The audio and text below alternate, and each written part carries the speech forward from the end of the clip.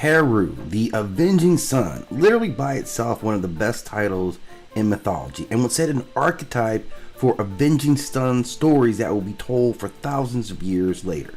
And he had a very specific type of worship, and I wanted to dig into this because Kemet's people weren't just praising a falcon god, but they were psychologically identifying with this pattern of rebirth, vengeance, justice, and this divine legitimacy. That's really the whole thing. So let's unpack this mind that's underneath the crown.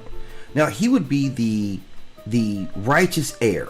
Heru the Younger is the son who must avenge the father and restore balance. This archetype speaks to a deep-seated human need for moral inheritance, to continue what has been broken, to avenge what has been taken, to prove worth through this struggle. And this would be a very important aspect that he would introduce into mythologies. Now, psychologically, Kemet was identifying with the child who survives chaos, who is hunted by Set, he's hidden by Auset, and finally crowned as king. And every human being who faces injustice wants exactly that arc. Heru's myth gave it divine legitimacy. Your suffering is not punishment, it's actually initiation. And that's a very different place psychologically to be coming from. And it's also the projection of the ideal self. In Kemetic psychology, the Nswt was the living Heru. And this wasn't to mean that he was only that. This was always about like manifesting or aspirational. Psychologically, he is the best version of you. He is order, he is focus, he is courage, he is sight. That is your inner Heru.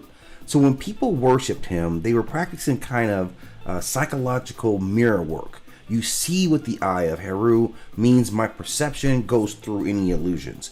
I become Heru in my heart. It means that I align my divine self and conquer my internal chaos, my set energy, because we all have that. In an early form of spiritual psychology, externalizing this God so that the inner self could actually recognize it was key to overcoming those obstacles. It made it easy to understand I have to be Heru because I have a set, and those two things must work together. Now, there's also a big component of, trauma displacement with this, or how you handle trauma. Remember, his story begins with loss and trauma. Like no other deity has been born into trauma in that way. His father is murdered. His mother is hiding with him in the marshes. He grows up hunted and scared every single time with deep scars. And the Kemetic people who saw living through this was the environmental cycles, right? This was the flood and the drought. This was invasion and then restoration. This is life itself was mirrored in Heru's peril. So they really internalized who he was on a deep level. Now, worshiping him was this therapy through myth. People could channel their grief, their injustice, and uncertainty into this cosmic narrative of Heru's eventual triumph that restored the faith in Maat, that the balance was returned, that order will come back even if chaos is winning the day. That's a very important psychological standpoint for people at this time. And he also reflects some really strong ideas about masculine energy, or more importantly, integration of masculine energy. Heru is not a wild god of aggression. He is controlled force of order. His aggression is purposeful. His violence is ritualized. So psychologically, his worship cultivated a balanced masculine archetype. Very important. He would be aggressive, but with discipline. He would be emotionally bonded to his mother, yet still autonomous. He would be driven by justice and not by dominance. In contrast to Set's very chaotic masculinity, Heru's followers were encouraged to master their anger, not to suppress it, to channel it towards defending truth and the community. And one of the bigger components of him is the restoration of his eye. The Eye of Heru, or the Udjaet, isn't just a symbol of protection, it's a symbol of psychic wholeness. In the myth, Set tears out Heru's eye, but Thoth or Jehudi comes back and restores it. Now, this act of restoration became a ritual for healing perception and reclaiming one's visions after trauma. To wear it or to meditate with that symbol is saying that even what was taken from me can be restored.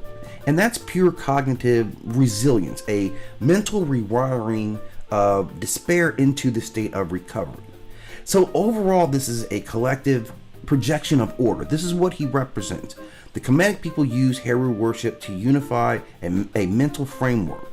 The Nswt as Heru became a symbol of national stability, of a psychological anchor, and it wasn't propaganda. This was kind of collective therapy. By projecting divine order onto the ruler, the people could externalize their desire for Maat. Even if the personal surroundings were in chaos, they still had something to psychologically see, to manifest every day.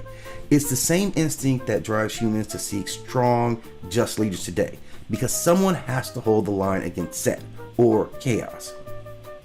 Now, the interesting part of this is the shadow function of Set, because to worship Heru was to acknowledge Set.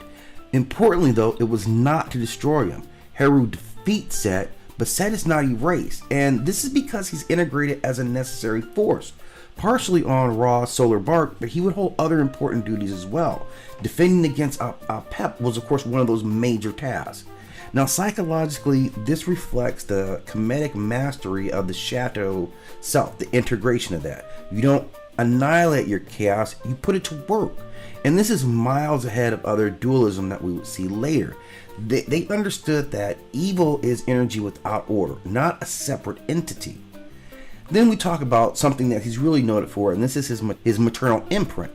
Auset, of course, is central to his myth, and this is really a defining aspect of her myth as well, being forced into hiding, and how she raises him and she protects him, teaches him the use of magic while incorporating other deities for other parts of his training, including Thoth, Hathor, and Nephthys were all integral in training him to be ready to take on the role of kingship. So he is honored as being this power of nurturing intelligence. He benefits directly from her raising him, her input, the emotional and spiritual womb that produces kingship. This is very important. When we talk about that, in this culture, that only queens could produce kings. This really emphasizes her role in the entire process, how important that she is. And then Hathor really injects a lot to that as well, because she becomes a nourisher. Again, her aspect as this part cow goddess, her divine milk was part of what he sustained him when he was young in his early life. So he's drawing on this divine sustenance from her. He is being taught magic and protected by Auset, and then Nephthys plays her role, and Nephthys was important even in the conception of Heru. She was a part of that process in protecting them while Set was trying to attack. So psychologically, the worship of Heru really is all about alignment. It's aligning perception through his eye. It's aligning emotions, where vengeance is turned into justice. It's a positive thing. You're aligning your will, where chaos comes into order, or chaos being properly motivated. And it is aligning yourself with divine law of Maat. It taught people to visualize divinity in the hierarchy and in the hierarchy within themselves. So it becomes a kind of the complete psychological ecosystem based on looking at Heru in that aspect and seeing the Heru in yourself and embracing that as aspiration.